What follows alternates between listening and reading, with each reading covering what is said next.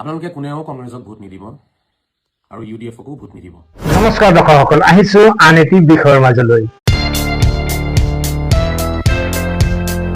মুস্তাফা কামাল আজহাৰীয়ে সংখ্যালঘু জনতাক বিজেপিক ভোট দিবলৈ আহ্বান জনাইছে। অৰ্থাৎ তেওঁ ৰাইজৰ দল কংগ্ৰেছ আৰু AIUDFক ভোট দিবলৈ মানা কৰিছে।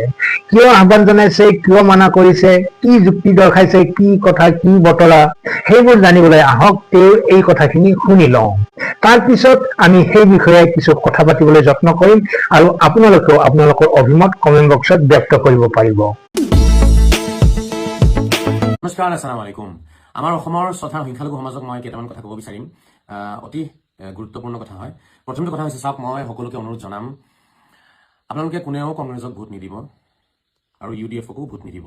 কাৰণ কংগ্ৰেছে কেতিয়াও চৰকাৰ বনাব নোৱাৰে, UDFও চৰকাৰ বনাব নোৱাৰিব। আৰু যিটো দলে চৰকাৰ বনাবই নোৱাৰিব সেইটো দলক ভোট দি পেলাই নিজৰ ভোটটো নষ্ট কৰা নহ'ব জানো? আপোনালোকে ভাবি চাব।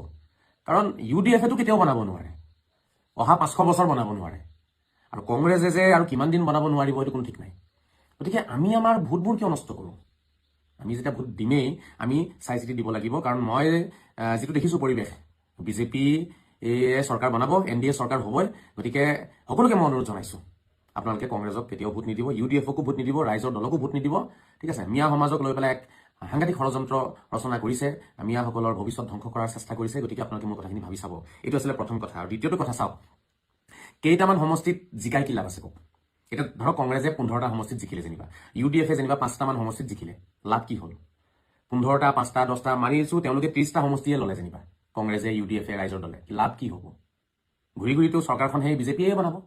বিজেপি, AGP, যিটো NDA মিত্ৰজোঁট, চৰকাৰটো NDAৰ হ'ব, বিজেপিৰ হ'ব। তো আমি মিছামিছি 5খন, 10খন বা 20খন চিটত তেওঁলোকক জিকাই কিবা লাভ হ'ব নেকি? আপোনালোকে কথাটো ভাবি চাওক। কাৰণ তেওঁলোকৰ মাৰ্কেট ভেলু নাই এতিয়া বৰ্তমান। ঠিক আছে? কেইটামান চিট পাব সেইটোতো চবেই জানে, কিন্তু সেই কেইটামান চিট পালে লাভ কি হ'ব? তেওঁলোক কিং মেকাৰো হ'ব নোৱাৰে, কোনো চান্সে নাই। সেয়েহে মই আমাৰ সকলোকে মই অনুৰোধ জনাম, বিশেষকৈ আমাৰ মিয়া সমাজক মই অনুৰোধ জনাম, আপোনালোকে কথাবোৰ ভাবি চাওক। এই 5খন, 10খন আসনত জিকাই একো লাভ নহ'ব, বৰঞ্চ হ'ব কি বিপদ আৰু বাঢ়িব আমাৰ। য'ত য'ত জিকাব নহয় আপোনালোকে UDFক বা কংগ্ৰেছক, চাব, মোৰ এটা অনুমান, মই কথাটো কৈছোঁ, উচ্ছেদ হ'ব, কিন্তু ভয়ংকৰ উচ্ছেদ হ'ব কিন্তু। আৰু অলৰেডি মুখ্যমন্ত্ৰী ডাঙৰীয়াই ঘোষণা কৰিছে, ভয়ংকৰ উচ্ছেদ হ'ব।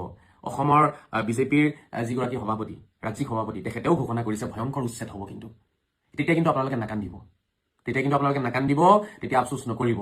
সেইকাৰণে সময় থাকোঁতে মই আপোনালোকক এটা কথা অনুৰোধ জনাইছোঁ, সেইটো হৈছে যে আপোনালোকে কংগ্ৰেছক কেতিয়াও ভোট নিদিব আৰু আপোনালোকে UDFক, ৰাইজৰ দলক ভোট নিদিব। আপোনালোকে বিজেপিক ভোট দিয়ক য'ত য'ত বিজেপিৰ কেণ্ডিডেট আছে, আৰু য'ত বিজেপিৰ কেণ্ডিডেট নাই, AGPৰ আছে, AGPক দিয়ক। NDA মিত্ৰজোঁটৰ যিসকল কেণ্ডিডেট আছে ন, তেওঁলোকক দিয়ক। কিবা এটাতো লাভ হ'ব চৰকাৰখন গঠন হোৱাৰ পিছত, কাৰণ বিজেপি চৰকাৰটোও গঠন হ'বই, এইটো কনফাৰ্ম, আপোনালোকে লিখি ৰাখক। তাৰপিছত এতিয়া সেইসকল ব্যক্তিৰ কি হ'ব, যিসকল লোকে, ঠিক আছে, তেওঁলোকৰ সমষ্টিত কংগ্ৰেছক জিকালে বা UDFক জিকালে, লাভ কি হ'ব? তেওঁলোকৰ অৱস্থা পিছত কি হ'ব? তেওঁলোকক কোনে বচাব? ৰাহুল গান্ধীয়ে বচাব? গৌৰৱ গগৈয়ে বচাব? নে আপোনাৰ আজমলে বচাব? নে আছাদুদ্দিন ওৱেইছিয়ে বচাব? যোৱা 5টা বছৰ যে ইমান উচ্ছেদ হ'ল, তেওঁলোকে ৰখাব পাৰিছেনে? ৰখাব পাৰিলেনে? আপোনালোকে কওক। আপোনালোকৰ ঘৰ ভাঙি দিলে বহুতৰে, ঠিক আছে, মাটি আপোনালোকৰ কি কৰিলে? আপোনালোকৰ মাটি ঘূৰাই ল'লে, চৰকাৰী মাটি ঘূৰাই ল'লে। তেওঁলোকে কিবা কৰিব পাৰিছেনে? যোৱা 5টা বছৰ তেওঁলোকে একো কৰিব নোৱাৰিলে, মাত্ৰ ফটা লেকচাৰ মাৰিলে। এইবাৰো আপোনালোকক তেওঁলোকে ফটা লেকচাৰ মাৰি মাৰি আপোনালোকৰ ভোটকেইটা লৈ মাত্ৰ নিজে বিধায়ক হোৱাৰ এটা সপোন দেখি আছে, নিজে পাৱাৰত থাকিব লাগে, নিজে বিধায়ক হ'ব লাগে, সেয়াই তেওঁলোকৰ আশা। আৰু ইয়াতকৈ বেছি তেওঁলোকৰ কোনো এজেণ্ডাও নাই, তেওঁলোকৰ কোনো ধৰণৰ পৰিকল্পনাও নাই। বাছ নিজে কেনেকৈ নিজৰ চকীখন বচাব পৰা যাব সেই চিন্তা কৰি আছে আজমল বাহিনীয়ে আৰু কংগ্ৰেছৰ লিডাৰবোৰে। নিজৰ চকীখনহে বচাব বিচাৰি আছে। গতিকে মই অসমৰ মিয়া সমাজক মই অনুৰোধ জনাই আছোঁ, নিজৰ ভৱিষ্যত যদি সুৰক্ষিত কৰিব বিচাৰিছে, নিজৰ ল'ৰা ছোৱালীৰ ভৱিষ্যত যদি সুৰক্ষিত কৰিব বিচাৰিছে, অহা 5 বছৰ যদি শান্তিত থাকিব বিচাৰিছে, তেতিয়াহ'লে কংগ্ৰেছ ত্যাগ কৰক আৰু ৰাইজৰ দল আৰু UDF একদম সম্পূৰ্ণৰূপে আপোনালোকে এইবোৰ বাদ দি পেলাই, ঠিক আছে, য'ত বিজেপি কেণ্ডিডেট আছে বিজেপিক ভোট দিয়ক, আৰু য'ত বিজেপিৰ কেণ্ডিডেট নাই, য'ত আপোনাৰ AGPৰ আছে AGPক দিয়ক, ঠিক আছে, নিৰ্দলীয় কোনোবা আছে ভাল ব্যক্তি তাত দিয়ক, ঠিক আছে। আপোনালোকে সেইখিনি কৰক। ভৱিষ্যতে কিবা নহয় কিবা এটা ৰাস্তা মুকলি থাকিব, মুখ্যমন্ত্ৰীৰ লগত কিবা এটা আলোচনা কৰিব পৰা যাব, অলপ হ'লেও তেওঁৰ পৰা দয়াৰ আশা কৰিব পৰা যাব। আপোনালোকে যিমান ভাবিছে নহয় অসমৰ মুখ্যমন্ত্ৰী ডাঙৰীয়া, সিমান আপোনালোকে ভাবাৰ দৰে বেয়া মানুহ নহয়। তেখেতৰ অন্তত দয়া আছে, মায়া আছে, ৰহম আছে, কৰম আছে।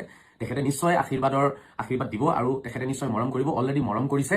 আৰু কিমান হাজাৰ হাজাৰ আমাৰ মিয়া মহিলাই অৰুণোদয় পাইছে, 9,000কে টকা পাইছে, 10,000কে আত্মগোটৰ কিবা টকা পাইছে, আৰু বিভিন্ন আঁচনি পাইছে তেওঁলোকে। 1200 টকাকেতো পায়ে আছে, চাউল দালিটো পায়ে আছে। গতিকে তেখেতে আৰু আমাক কি কৰিব, আৰু মৰম কৰিব। কিন্তু আমিও সেই হিচাপে ভোটটো দিব লাগিব। যদি আমি ভোটে নিদিওঁ, আমাক কি কাৰণে আমাক তেওঁ মৰম কৰিব, কিয় কৰিব? গতিকে কথাবোৰ ভাবি চাব। আৰু চবতকৈ ডাঙৰ কথা হৈছে এনেকুৱা দলত আপোনালোকে কেতিয়াও ভোট নিদিব, এনেকুৱা দলক যিটো দলে কেতিয়াও চৰকাৰ বনাব নোৱাৰিব।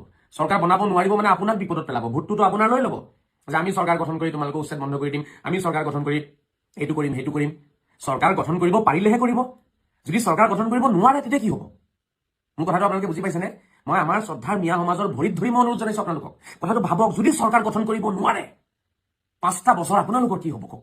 উচ্ছেদ যেতিয়া হ'ব চৰকাৰী ভূমিত, তেতিয়া আপোনালোকক কোনে বচাব? তেওঁলোকেতো বিধায়ক হৈ গ'ল আপোনালোকৰ ভোটটো লৈ পেলাই। পিছত বিধায়ক হৈ পেলাই কান্দিব আহি পেলাই, ঠিক আছে আমি এইটো অমানৱীয় উচ্ছেদ হৈছে, অসাংবিধানিক উচ্ছেদ হৈছে, কিবা কিবি লেকচাৰ মাৰিব। বচাবতো নোৱাৰে, বুলডোজাৰ ৰখাবতো নোৱাৰে। কাৰণ সেই বুলডোজাৰ চৰকাৰে যিটো চলাব সেইটো কোৰ্টৰ নিৰ্দেশ মৰ্মে চলাব। ঠিক আছে, সুপ্ৰিম কোৰ্টৰ আপোনাৰ তাতে জাজমেণ্ট আছে, হাই কোৰ্টৰ জাজমেণ্ট আছে, উচ্ছেদ হ'ব লাগে। গতিকে ভাবক, যোনে আপোনাৰ ঘৰ ভাঙি আছে সিয়ে আপোনাৰ ঘৰ আকৌ কি কৰিব? বনাই দিব। কিন্তু আপুনি সিমানখিনি মৰম তেওঁলোককো দিব লাগিব, তেতিয়াহে আপোনাৰ ভঙা ঘৰ তেওঁলোকে বনাই দিব, নহ'লে কিন্তু বনাই নিদিয়ে। সেয়েহে আপোনালোকে এটা কথা ভাবিব, যোনে চৰকাৰ বনাব নোৱাৰে, যাৰ চৰকাৰ বনোৱাৰ চান্স নাই, তেনেকুৱা দলক ভোট দি পেলাই নিজৰ ভৱিষ্যত, নিজৰ ল'ৰা ছোৱালীৰ ভৱিষ্যত আপোনালোকে অন্ধকাৰ নকৰিব, মোৰ অনুৰোধ। ঠিক আছে, আপোনালোকে কথাখিনি ভাবি চাব, বেয়া লাগিলে ক্ষমা কৰিব। এইখিনি কথা কোৱাৰ বহুত দৰকাৰ আছিলে, সেইকাৰণে মই সকলোকে অনুৰোধ জনাইছো। আপোনালোকে একদম ঠাণ্ডা মগজুৰে বহি এবাৰ ভাবি চাব, যদি চৰকাৰ বনাব নোৱাৰে কংগ্ৰেছে, যদি চৰকাৰ বনাব নোৱাৰে ইউডিএফে কেতিয়াও নোৱাৰে, ৰাইজৰ দলেতো নোৱাৰে, কংগ্ৰেছেও নোৱাৰে। যদি নোৱাৰে কি হ'ব তেতিয়া? কি অৱস্থা হ'ব, কি গতি হ'ব? এই কথাটো আপোনালোকে এবাৰ ভাবি চাব, নিজে নিজৰ উত্তৰ বিচাৰি পাব। কোনো কাৰো কথা নুশুনিব, কাৰো ভাষণত নাযাব। ঠিক আছে, আমাক অমুকে বচাব তমুকে বচাব, কোনেও নাহে সময়মতে। চকু পানী টুকিব, ঘৰিয়ালৰ চকু পানী, কিন্তু ভৱিষ্যত আপোনাৰ ধ্বংস হ'ব। সেয়েহে কথাখিনি ভাবি চাব। ধন্যবাদ, খুদা হাফিজ।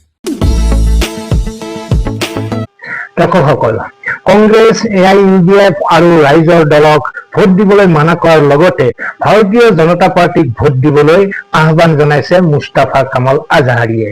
কেৱল এয়াই নহয়, ইয়াৰ পূৰ্বেও তেওঁ বিজেপিৰ সপক্ষত বক্তব্য ৰখা আমি দেখি আহিছো। নিজৰ জনগোষ্ঠীটোক ভাৰতৰ তথা অসমৰ সভ্যতা সংস্কৃতিৰ সৈতে লীন যাবলৈ, বেদখলৰ দৰে আইন বহিৰ্ভূত কামবোৰৰ পৰা আঁতৰি থাকিবলৈ ইয়াৰ পূৰ্বেও তেওঁ বহুবাৰ আহ্বান জনাই আহিছে। এক কথাত তেওঁ ইছলামিক পণ্ডিত হোৱাৰ পিছতো কট্টৰবাদৰ পৰা আঁতৰত থকা এক উদাৰবাদী চিন্তাৰ মানুহ হিচাপে সকলো ধৰ্মকে সমদৃষ্টি আৰু সমমৰ্যাদাৰে গ্ৰহণ কৰিবলৈ অসমৰ মুছলমান সমাজক আহ্বান জনাই আহিছে। আগন্তুক নিৰ্বাচনত যদিহে বিজেপি ক্ষমতালৈ আহে, তেন্তে পূৰ্বতকৈ অধিক দুৰ্দান্ত ৰূপত উচ্ছেদ চলাৰ আশংকা কৰিছে আজহাৰী ডাঙৰীয়াই। অৱশ্যে তেওঁৰ এই কথা অমূলক নহয়। এইবাৰৰ বিজেপিৰ নিৰ্বাচনী ইস্তাহাৰতে লিখা হৈছে যে 5 লাখ বিঘা ভূমি বেদখলমুক্ত কৰা হ'ব। কিন্তু প্ৰশ্ন হ'ল, বিজেপিক ভোট দিলেই জানো উচ্ছেদ বন্ধ হ'ব? নিশ্চয় নহয়। কিন্তু আজহাৰীয়ে ভাবে যে যদিহে বিজেপিক ভোট দি চৰকাৰখন অহাত সমৰ্থন কৰা হয়, তেন্তে পুনৰ সংস্থাপনৰ ক্ষেত্ৰত নিশ্চয় চৰকাৰখনৰ পৰা সহযোগিতা পোৱা যাব পাৰে। আপোনালোকে কি ভাবে? আজহাৰী ডাঙৰীয়াৰ চিন্তাৰ সৈতে আপোনালোকৰ সহমত আছেনে? প্ৰথম কথা, আমি সকলোৱে অন্তৰৰ পৰা বিদ্বেষ, ঘৃণা আঁতৰাই একেখন নাৱৰে যাত্ৰী বুলি মনে প্ৰাণে অনুভৱ কৰিবলৈ শিকিব লাগিব। যেতিয়াই আমি সেইটো স্তৰত উপনীত হৈ কান্ধত কান্ধ মিলাই আগবাঢ়িবলৈ ল'ম, তেতিয়া হয়তো কাক কোনে ভোট দিছে সেয়া গৌণ হৈ পৰিব। মুখ্য হ'ব কেৱল এখন সমৃদ্ধিশালী শান্তিৰ অসম। দৰ্শকসকল, আপোনালোকৰ অভিমত পুনৰ কামনা কৰিছো কমেণ্ট বক্সত। আজিলৈ এৰিছো, ভালে থাকক, কুশলে থাকক, ধন্যবাদ।